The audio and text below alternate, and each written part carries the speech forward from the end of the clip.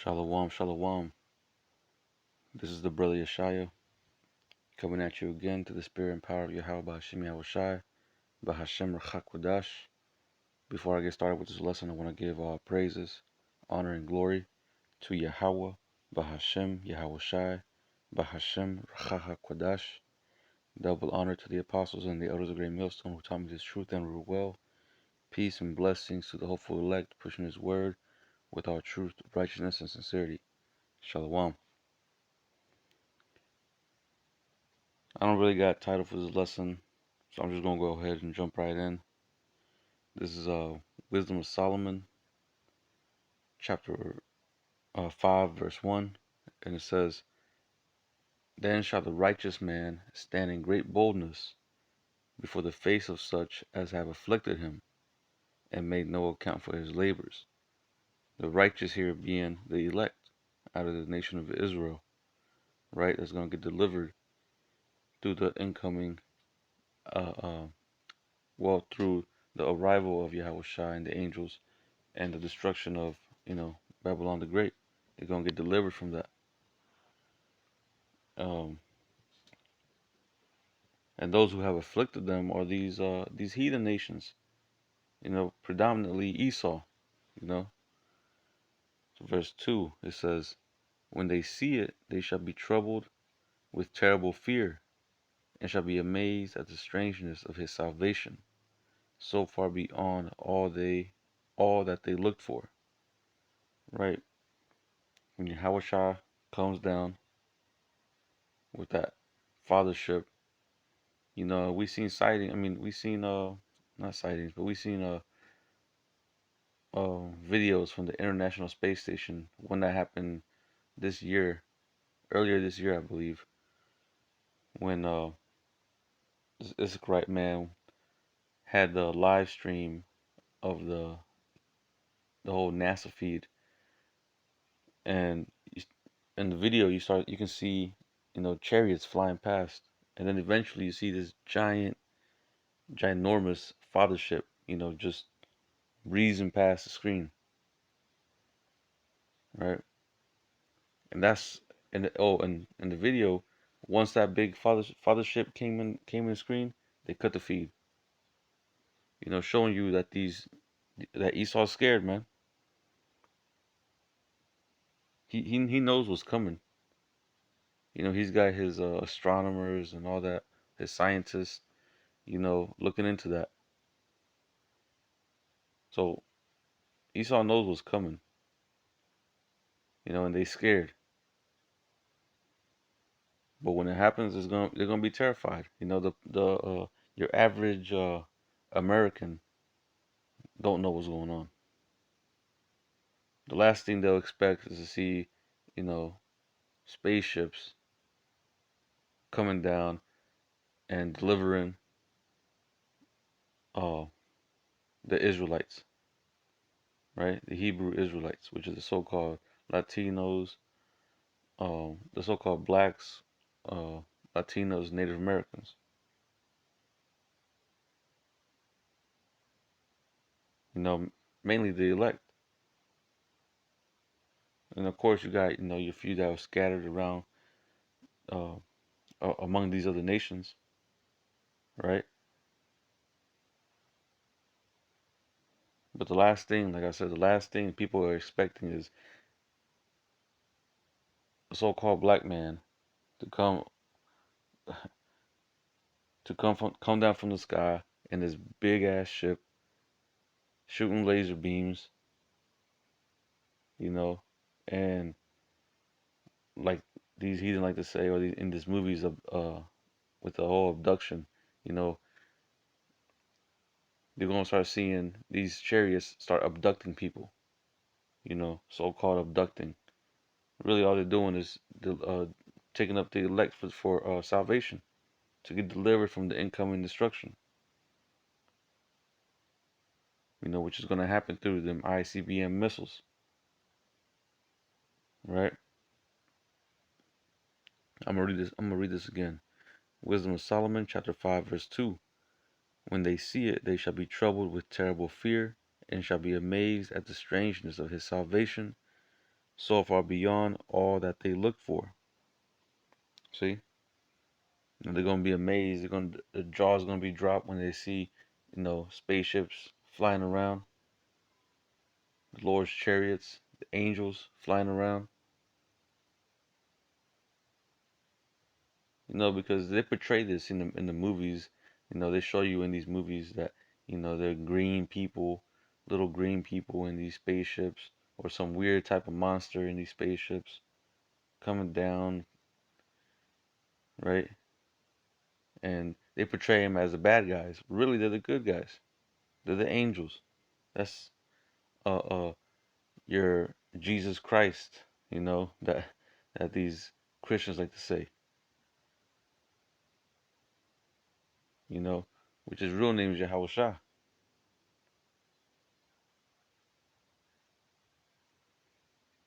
But you watch these movies, like War of the Worlds, like that one stupid ass fucking movie, Mars Attacks, I think. Um, and you got so many movies on about aliens and all this stuff that the public, pretty much most people don't even believe in that stuff. Like just like for a long time, they used to call people crazy or they're making shit up if you believed in um, UFOs. But now, you got the U.S. government saying that yeah, we see these things all the time, and yet people are still going about their business, don't even give a damn, showing you how dumbed down these people are, man. The Most High definitely has put a veil over their eyes.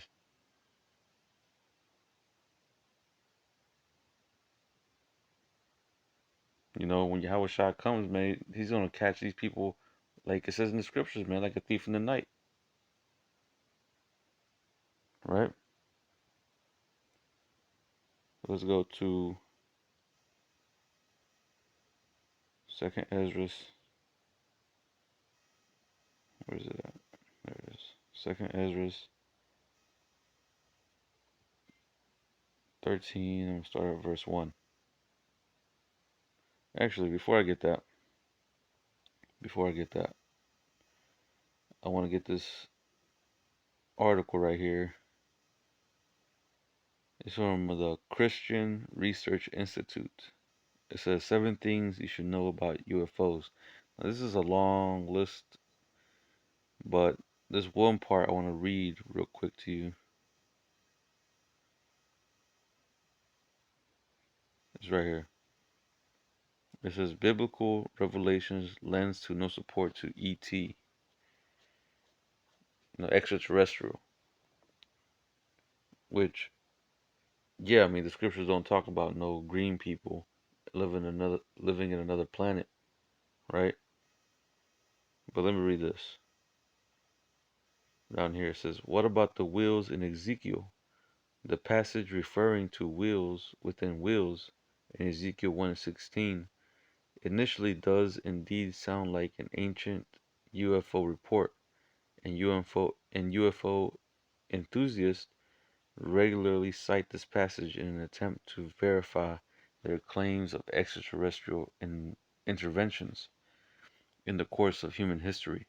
A closer examination of the text, however, clearly demonstrates that Ezekiel was communicating a vision from the Most High and not an extraterrestrial visitation. It says basic hermeneutic hermeneu, hermeneutic rules are violated when it's assumed that the wheels of Ezekiel are spaceships, but they were spaceships. Now, when you read further down, they talk about how yeah they were angels, like it says right here in this uh just paragraphs down from the one I just read. It says events seen in visions are not necessarily literal, but often symbolic and metaphorical. In this case, the creatures and wheels are most likely representations of angels who are presented as the Most High's attendants delivering a message for Israel from God to Ezekiel. See, but they're not understanding that they're not even trying to even um how should I put it in words? They're not even trying to address the wheels within wheels. They're pretty much just giving some vague little explanation just to brush it off. Which we can go there right now actually. Let's go there to Ezekiel because those are clearly spaceships. Those are the chariots of the Most High. They're spaceships and there are angels inside of them.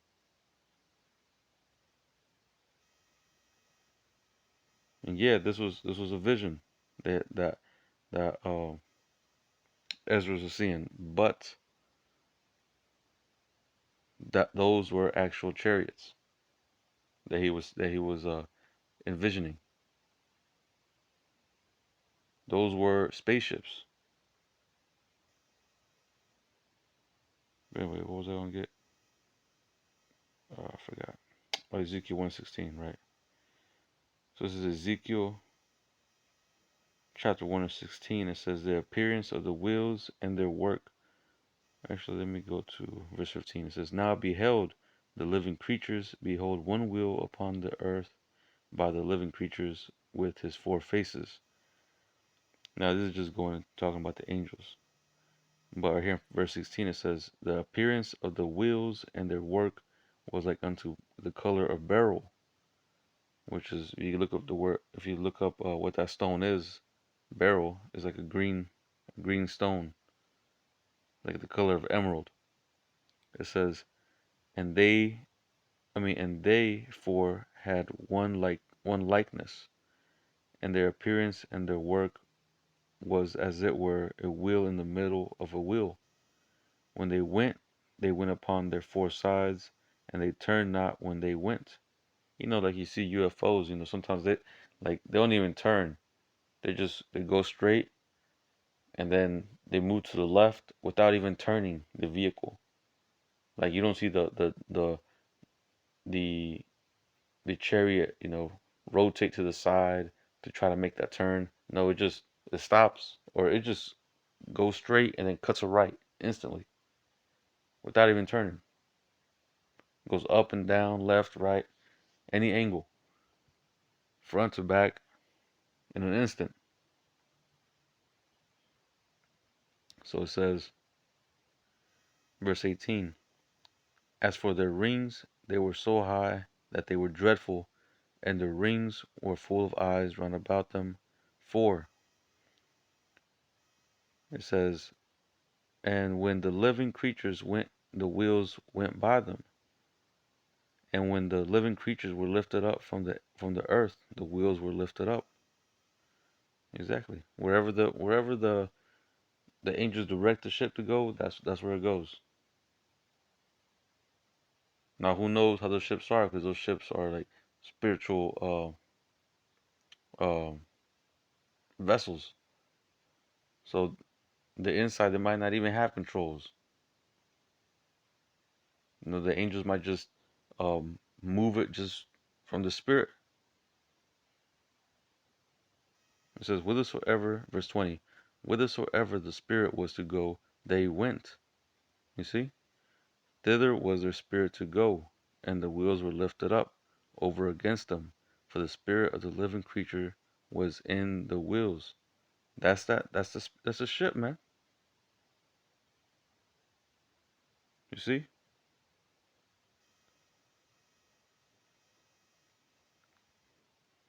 So for them to say that's not a spaceship, they're mistaken.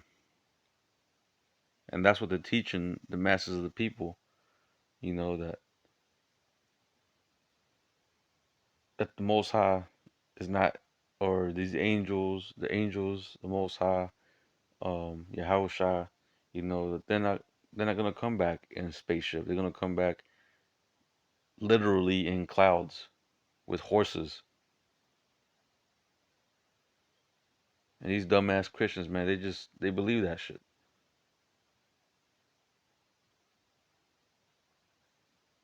not knowing that it's all symbolic and metaphorical. They didn't have words like spaceship back then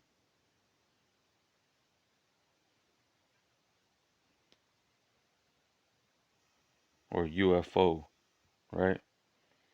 But anyway, let me get this in Second Ezra 13 and 1. It says, "And it came to pass after 7 days, I dreamed a dream by night, and lo, there arose a wind from the sea, that it moved all the ways thereof. And I beheld, and lo, that man waxed strong with the thousands of heaven." This is Yahushua and the angels. It says, "And when he turned his countenance to look, all the things trembled that were seen under him." Yeah, because they were scared, man. They were scared. Verse 4 says, "And whensoever the voice went out of his mouth, all they burned that heard his voice, like as the earth faileth when it filleth with fire." Yeah, man, because he's going to be shooting them laser beams out them ships, or out that ship, that big father ship. Verse 5, it says, "And after this I beheld, and lo, there was gathered together a multitude of men out of number from the four winds of the heaven, to subdue the man that came out to sea." Yeah, and this is all these nations, these nations military, all these nations military, that are gathered together, ready to fight for that last war, the war to end our wars, the war of Armageddon, World War III, right? So it says, verse 6, "But I beheld, and lo, he had graven himself a great mountain, and flew up upon it." See, that's how big Yahushua's chariot was, man.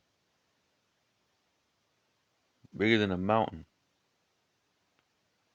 And like I said, we done seen, little videos of NASA's I guess space feed or whatever, I don't know how they call it. But that thing was massive. That chariot, that fathership, it was massive.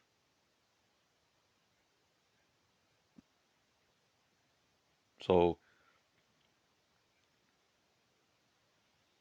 describing it as a mountain might be, you know, undersizing it.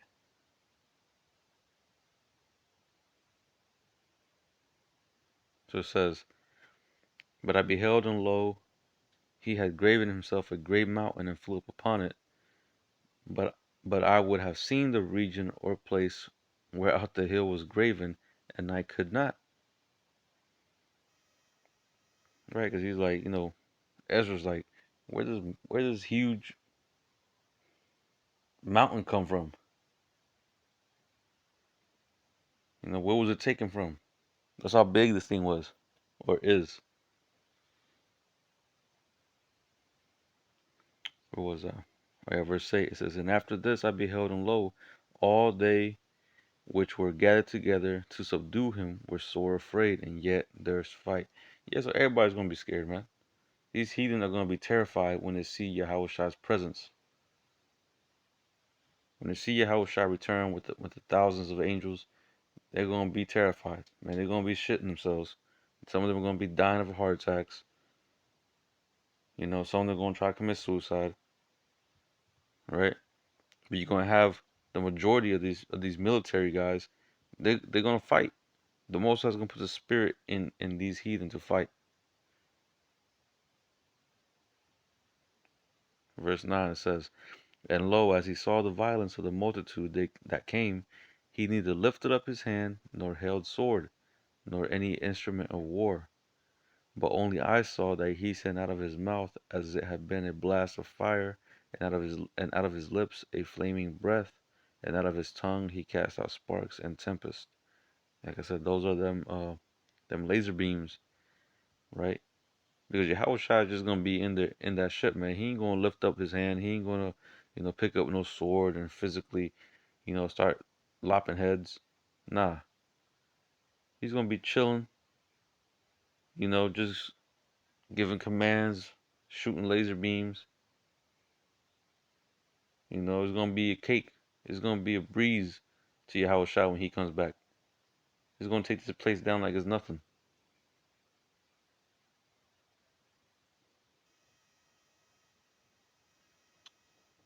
See, so this right here, this shows you more evidence of UFOs.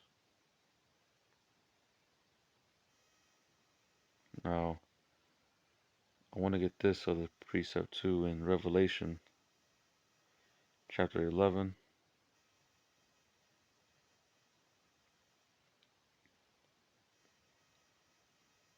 It's 11 and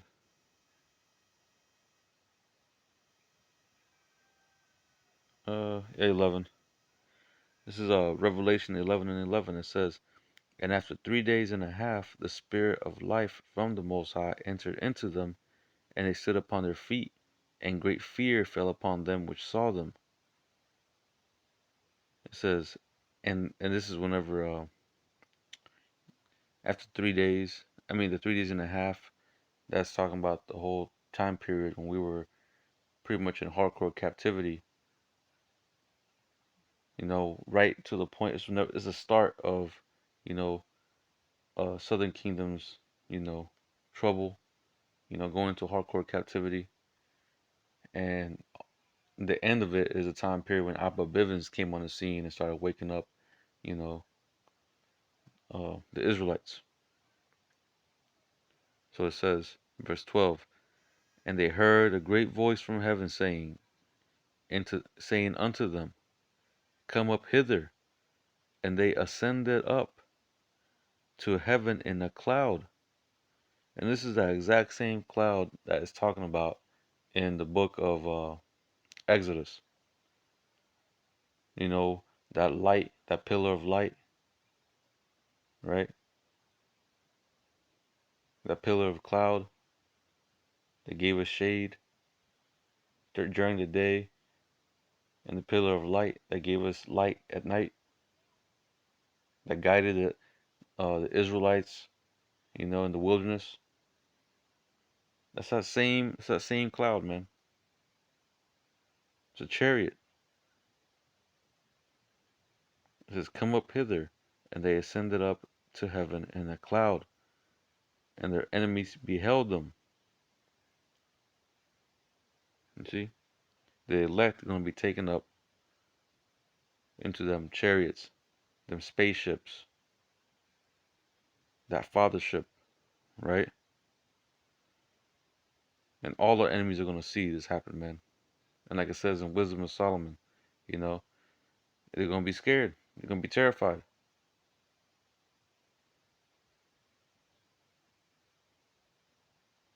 It's going to surprise them to see, you know, Israel getting taken up.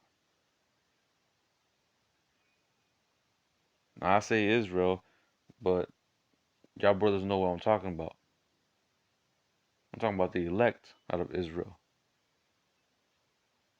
the Israel of Israel, right?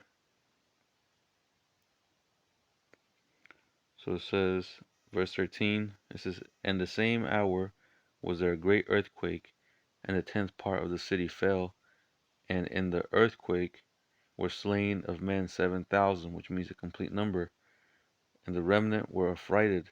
Yeah, the remnant, they're going to be up there in that chariot watching everything happen. And it's going to be a sight to see because we're going to even be like, damn, this is crazy. It says, "And gave glory unto the Most High of heaven." Yep. And that this time is going to happen soon, man. We ain't got much time left. You know, like brothers always been saying, man, time prophecies being fulfilled day by day. Every single day, we're getting closer and closer to salvation, closer and closer to seeing Yahweh shall return, to seeing, Babylon, this bitch go down.